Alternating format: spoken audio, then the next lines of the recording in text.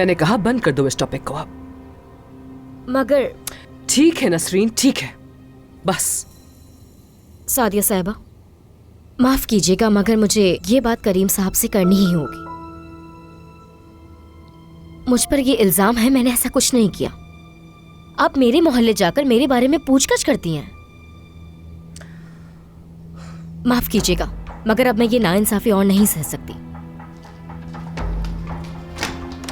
मैंने रोड पे उसे खुद अपनी आंखों से मारते हुए देखा था, वजह नहीं पता मुझे। ज़ैनब जल्द अस्पताल से आ जाएगी घर अपने। उससे पूछ लेना पुलिस में कंप्लेन करेगी, वो करे तो बेहतर है। क्या मतलब करे तो? वो उसकी शिकायत जरूर करेगी। क्या वो चाहती है कि आतिफ इस बार बच जाए? वो नहीं करेगी तो मैं करूंगा। मैंने सब अपनी आंखों से देखा है।